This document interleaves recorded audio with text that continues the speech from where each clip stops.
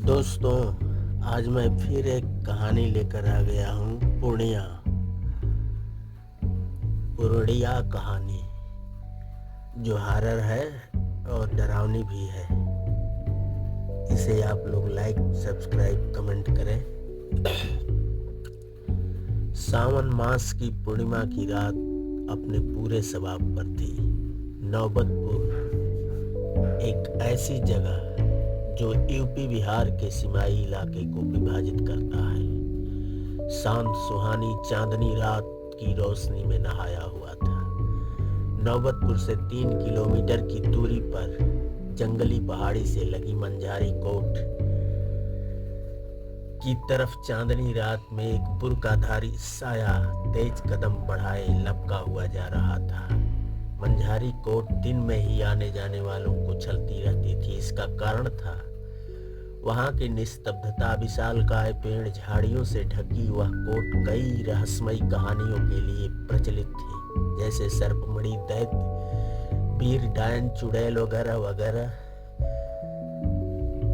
ये कहानियां नौबतपुर और आसपास के गांव में प्रचलित थी। उस बुर्काधारी साया के मंझारी कोट पर कदम रखते ही एक साथ सैकड़ों गीदड़ों ने हुंकार भरी। हवा चलायमान होने लगी थी, जैसे मंझारी कोट की धरती में भूचाल आ गया हो। बुर्काधारी साया कपड़ों की कैद से आजाद हो गया था। वह 18-19 साल की खूबसूरत युवती थी। उसकी जुल्फें उसके चमकते संगमरमरी नग्न बदन से होती नितंब तक लहराती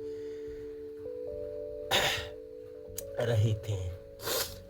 वह अपने कंधे पे लटके झोले को निकाली, उसमें हाथ डाली, 4 मोमबत्तियां निकालकर नमाजी अवस्था में बैठते हुए उन्हें अपने चारों तरफ जलाई, जिसके प्रकाश में उसका गदराया सुकुमार यौवन रोशन हो उठा था। उसके सामने एक कृत्रिम गुड़िया थी, जिसकी छाती भाग में कई सुए चुभे हुए थे। लेकिन एक क्या एकाएक युवती का रोशन चेहरा जैसे स्याह रंग में तब्दील होकर कुरूप हो उठा हो। उसकी सुर्ख लाल आंखें शोले उगलने लगी थीं। नसें, उसकी नर्म रेशमी जुल्फें अब रक्त सनी लटियाई जुल्फों में तब्दील होकर लहरा उठी और उसके हाथ की उंगलियों के चर्म बदलने लगे थे और उनमें टेढ़े मेढ़े घुमे लंबे नाखूनी पंजे प्रकट होने लगे थे। ऊपर विशालकाय पेड़ की शाख पर बैठे उलोक पक्षी शोर मचाने लगे थे। गीदड़ों की आवाजें तेज हो चली थीं। बड़ा विभत्स दृश्य था। उधर एक मारुति सुजुकी कार तेज रफ्तार से दौड़ती मंझारी कोट वाली रिंग सड़क की चक्कर लगाना शुरू कर दी थी। वो 20-25 वर्षीय दो नवयुवक थे। एक बोला, यार शम्स, टीले के ऊपर से कैसी रोशनी आ रही है। कार ड्राइव करते अपने साथी लड़के शम्स से बगल में बैठा लड़का बोला, यार मनु, कभी किसी के मुख से सुना है कि इस मंझारी कोट पे मणिधारी सर्प मणि उगलता है और उसकी रोशनी में अपने नेवाले की तलाश में निकलता है। शम्स ने कहा, तब देर किस बात की, निकाल पिस्टल, आज इस चांदनी रात में मंझारी कोट को खंगाल ही डालते हैं, मनु ने कहा। और शम्स ब्रेक्स लगाया। कार रुक गई। दोनों एक हाथ में बियर की बोतलें संभाले, दूसरे हाथ में अपनी लोड पिस्टल ले लिए बियर गटकते मंझारी कोट के ऊपर चढ़ने लगे थे।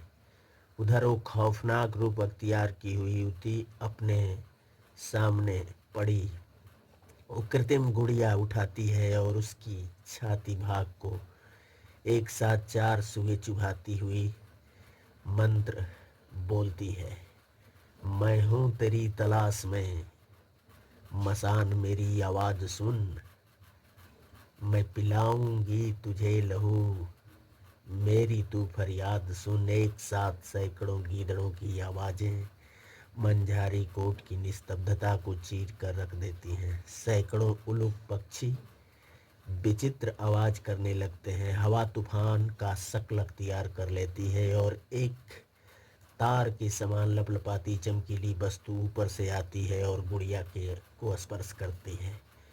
तभी मनु शम्स उस नमाजी अवस्था में नग्न साधना पे बैठी युवती के पीछे आ जाते हैं और होठों पे जीभ फेरते उसके गदराए नग्न जिस्म को ललचाई आंखों से देखते हैं। उधर गुड़िया की मुख से एक अजीब सी घिघियाहट भरा रोने जैसा स्वर सुनाई देता है और उस कृत्रिम गुड़िया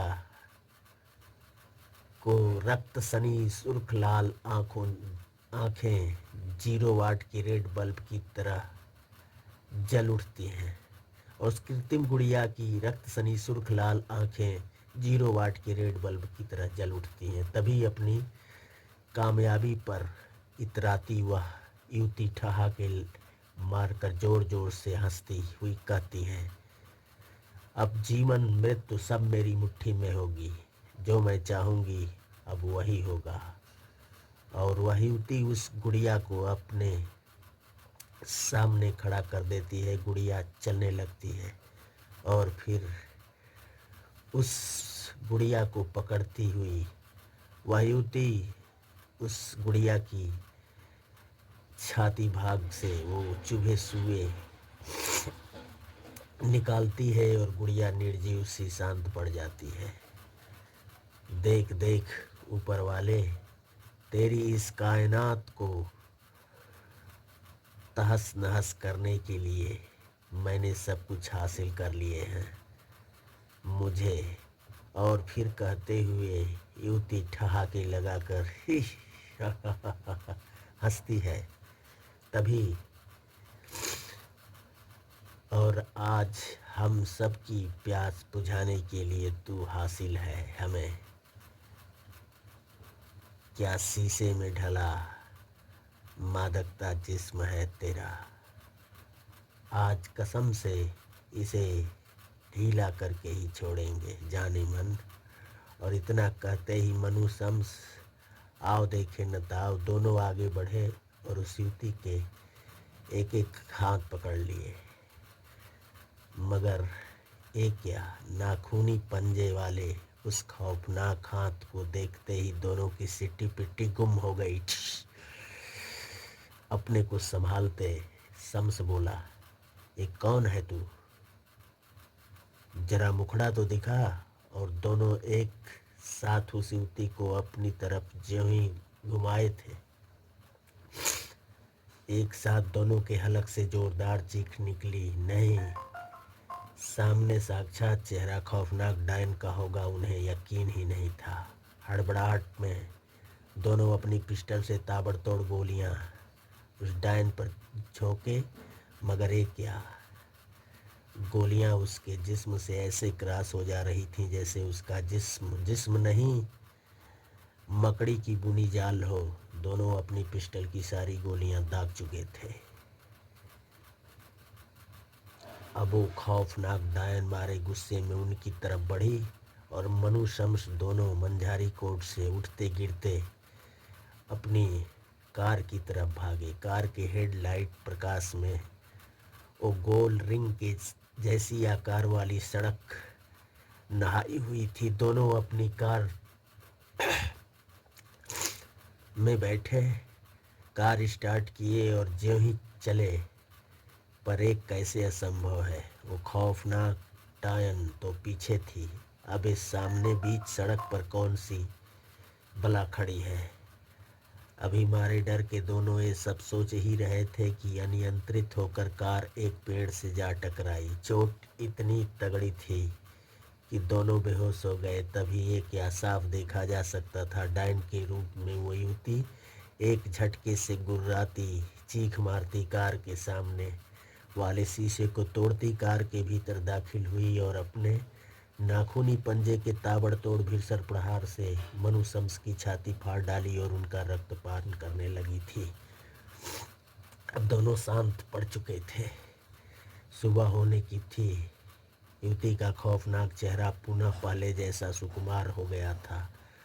वह तेज डक मारती मंझारी कोट से अपने गांव नौबतपुर की तरफ बढ़ने लगी थी। वह अपने घर के सामने गली में आई, इधर उधर नजरें दौड़ाई और अपने घर में दाखिल हो गई थी। इस कहानी का अगला भाग आप लोगों के सामने मैं जल्द लेकर आऊँगा। इसे लाइक, सब्सक्राइब, कमेंट करें और इसे अपना प्यार दें। नमस्ते।